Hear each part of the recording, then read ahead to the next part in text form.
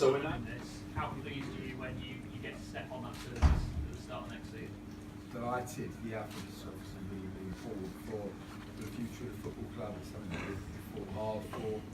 I think we're all very clear on our vision of where we want to take the club. I think this is a really important stepping stone to get to that vision. So delighted. Nicky, for you, I know one of the pitches is due to be a bit like Sincil Bank. Just explain what the setup will be like there and how it will help you on a day-to-day basis. So we will we'll have three pitches to train on, which will make a massive difference to us because we'll be able to maintain good services. And for us, during the week, it's all about trying to build the players' confidence, belief, and being positive. If you train on good pitches and good services, it gives you more chance to do that. We'll also have gym facilities available there with work indoors and build the players' explosive power and muscular strength. So we're just very excited to be looking forward to having this new training facility because it's a big part in what Danny and I believe, the way that we can move the team forward.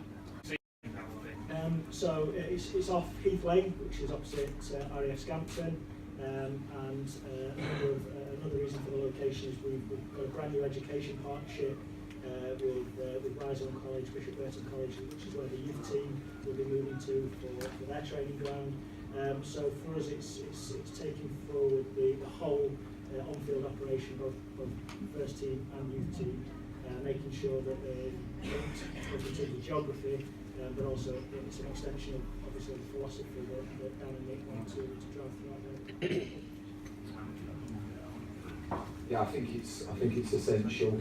It's something that obviously Nicky and I feel like we've been driving, not for us, but for the football club, because, like I said, we're really clear on where we want to take the club. Our vision is really clear, and this is a really important stepping stone towards that vision. So no, it's essential.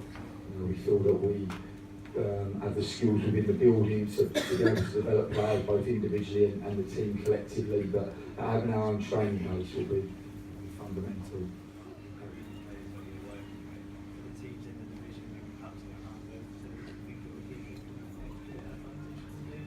Well, I think the clubs that we're trying to compete with all have these training facilities available to them. So I think at the moment we're probably being, it hasn't been a level playing field for us. So now we will have a level playing field, and that will definitely help us. But facilities are one thing. It's always about how you use them and making the most of them, and that's what we intend to do. But no, we're certainly looking forward to being able to use them. We hope that it's going to help us with regards to our recruitment, because I think it's something else now that allows us to further sell the club. We've got an unbelievable support, by far the best in the division, and that definitely will help us in terms of the summer and recruitment. Also the success that we've had on the pitch over the last 2 years. I think people can see now that Lincoln City is a forward-thinking and forward-moving club. And all of these things combined means that the club is in a really good place. Certainly, in terms of us having to sell it to future recruitment. Yeah, no, I think it will bring everything together for us. At the moment, a typical day for us will be starting in the morning doing some video analysis in the Travis Perkins suite. It'll then be coming back, maybe doing some conditioning in the gym that we have here, and then we'd bounce out to go and train, which from a physiological point of view is not ideal, because you're having a 15-20 minute journey in between you doing your conditioning work and training. We also lose about 40 to 50 minutes a day just through travelling through Lincoln, and that time can be spent far more wisely and far more intelligently. So if you think you're taking 20 plus players and maybe 6 to 8 staff all the way through Lincoln, and they're wasting near on an hour a day in travel. If you combine and add that all up every day and add that through the week and through the year, there's a lot of time that we can gain back and use more intelligently. So no, it's a really big day for the club. It's something that obviously Nicky and I have been driving, but there's so many people behind the scenes that have worked so hard to make this happen. Obviously Liam himself has pretty much single-handedly driven this project since the moment he's been in the building. I have to thank the board of directors for supporting us on this, and you know, I think there's a massive credit to Bob Dorian and to Clive Nates and the rest of the board, because with the money that we gained in the FA Cup run last year, you've seen a lot of football clubs gets lost very quickly, and we could have just spent it all on players and recruiting and players, but what we've done is we've spent it on hopefully the infrastructure of the club, which will allow us to have sustainable success going forward. I was hoping I wasn't going to be asked that question again. That was our major motivation for signing these contracts. Just explain how long the deals are until and how long you've actually got to keep the current contract. So the contract extensions to 2022.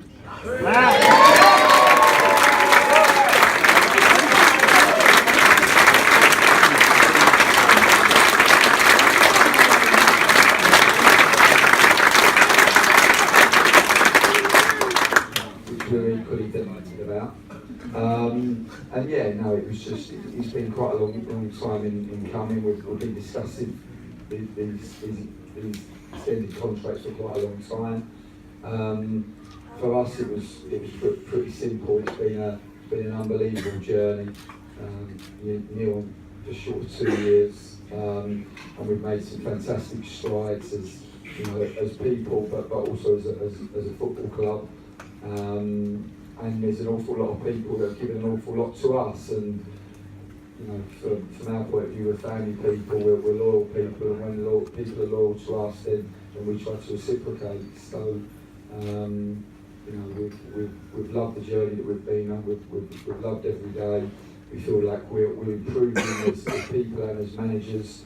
We feel that you know, we're working with some wonderful people, and we just feel that there's loads of headroom and loads of legs left in this journey. So while you're enjoying what you do, while you're learning every day, why would you want to come away from that pathway?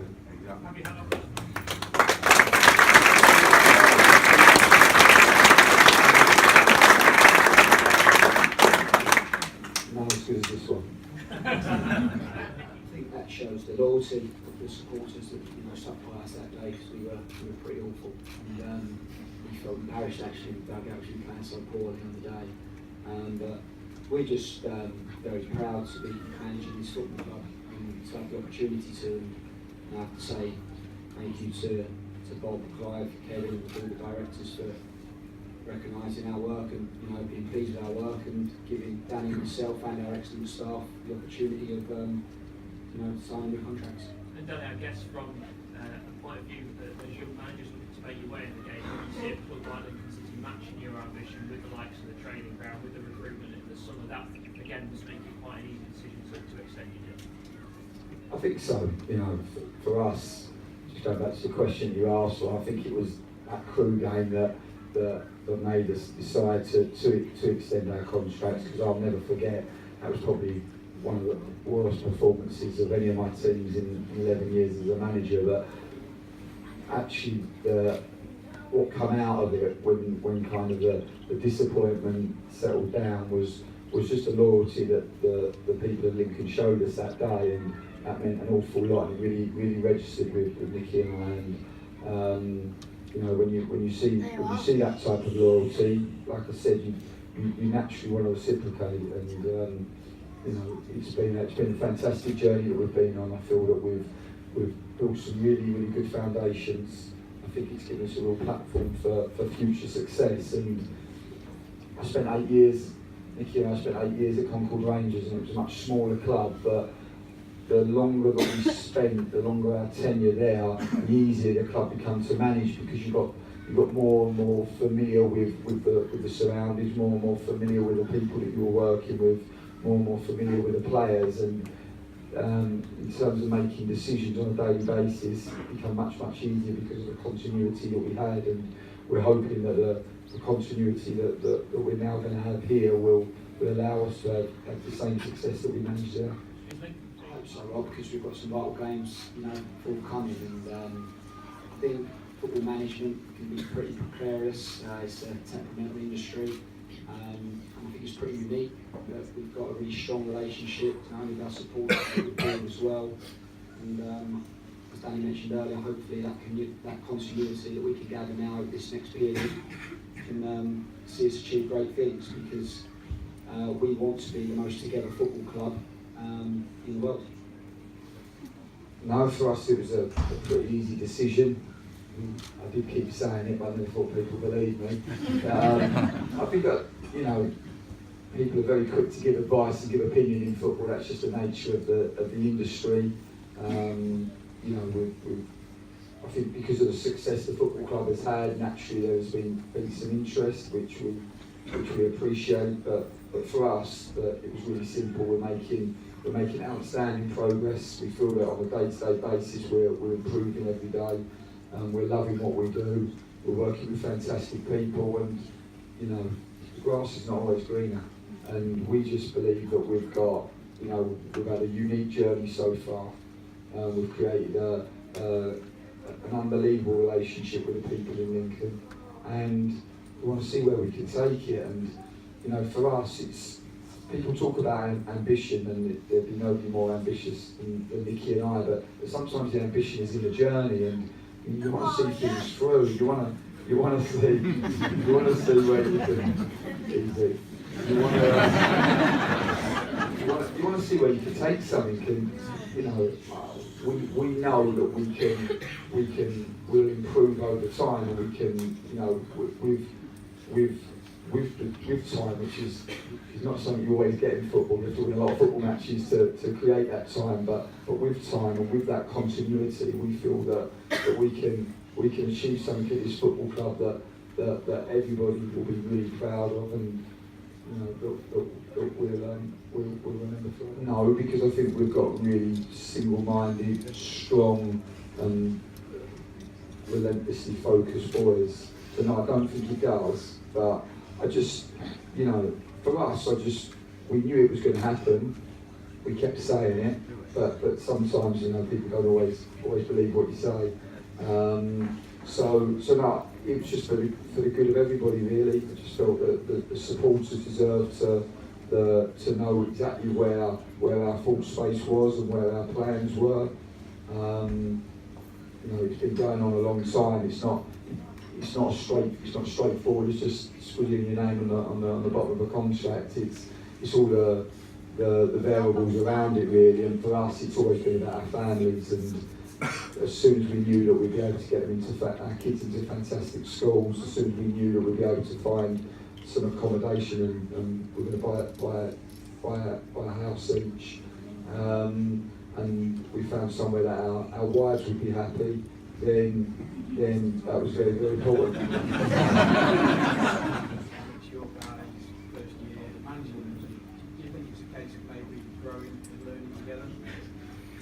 I think so. I think the success that Nicky and I had going back to Concord, and then moving to Braintree, and then moving here, we've always had our success from having really small steps of progression, and we've had gradual steps. We've been lucky enough to have a number of promotions which have given us those natural progressions, and hopefully you should run before you can walk, and we've still got lots to learn. We feel like we're learning every day and improving every day, and you know, we know where we want to go, and we know where we want to take this football club, and we feel that we can get there by making sure that we have the right stepping stones in place. And you see a lot of people in football that run before they can walk, and it doesn't always work out for them. So no, small steps, keep working relentlessly hard, and we'll see what takes us.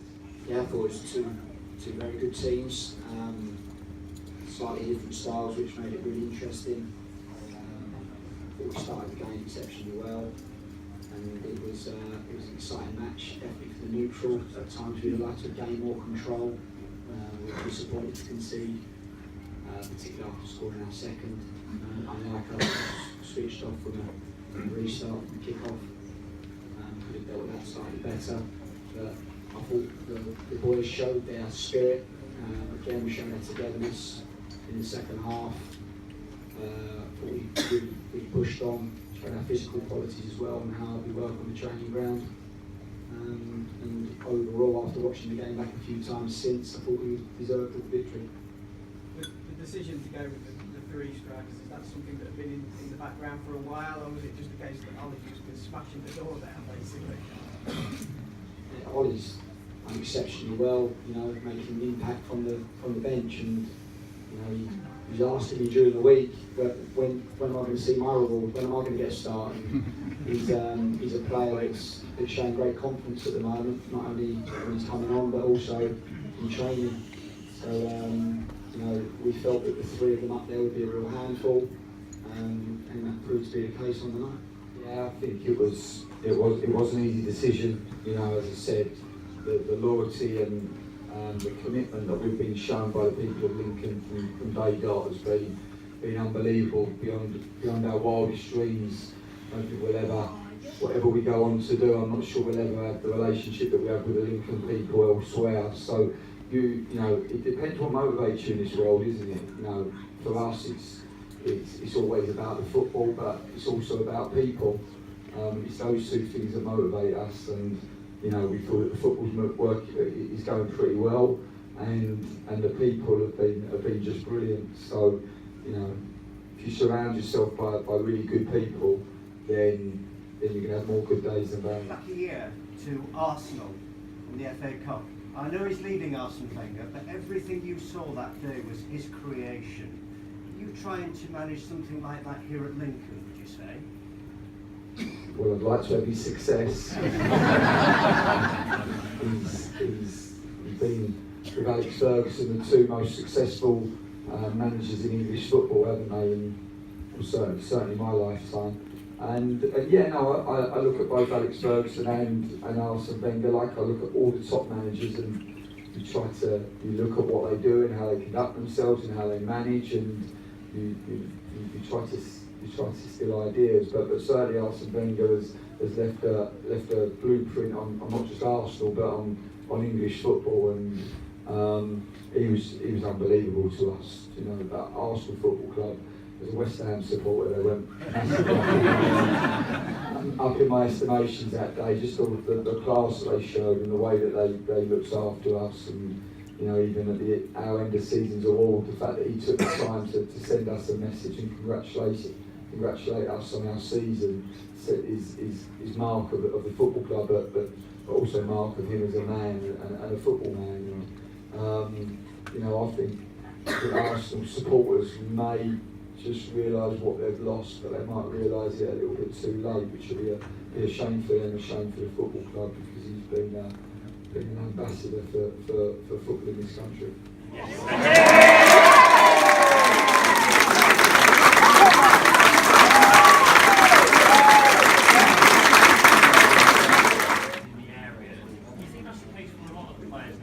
League 2 level and League 1 level. They don't just look at the best team necessarily, that feels like it can look after them. I think it's really important. Actually, when we signed Bozzy, he come to the club and we were still in negotiations at the time. And Nicky and I were speaking to him. We had about an hour conversation where we were trying to get the deal over the line, and we actually walked back. He brought his wife and his children, and we walked back round to Travis Perkins' suite. And it would have been in the summer last year. And Ian McCallum and his staff had made his kids sausage, chips and beans. And you believe this? It actually allowed us to do the deal there and then. Because as soon as he saw that and he saw how well his children were looked after, he said, "No, this is the right place for me." And it just shows you that people think that footballers just care about money, but actually the really good ones and the really good characters just want to be somewhere where they feel really valued and feel really at home. And I know Bozzy feels like that. Sign the right characters, and they have to be able to fit in with the morals and values that we believe are really important for us as a group. And that it becomes easier over time because you start to get a group of players and a group of people that you start to become more and more familiar with and know better. So once you really know the group, then to add to that group becomes that much easier.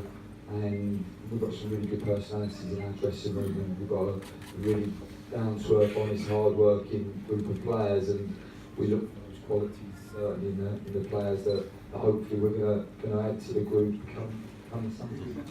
Yeah, no, he's pretty easy to spot in the stand, Jamie, especially when he stands up. No, he's really valuable member of staff, and he's got such an outstanding, experience to draw back on as a player. He played at championship level, and he tactically sees the game very well and helps Dan and myself make the right in-game changes, and also the right selection throughout the week. And he's a big part of what we're doing, both on the training pitch and to try to get the team performing up. Yeah, unfortunately Danny's had to have an operation, which will mean that he'll be out for the remainder of the season. He picked up an ankle injury against Port Vale. It was a pretty innocuous tackle really, and he actually managed to play on, which was testament to him. But when we scanned it on the Monday after Port Vale, we found that there was just a rupture on one of the ligaments at the front of the ankle, and after speaking with Ipswich, who are obviously the parent club, we decided that the surgical route would be the best for Danny going forward.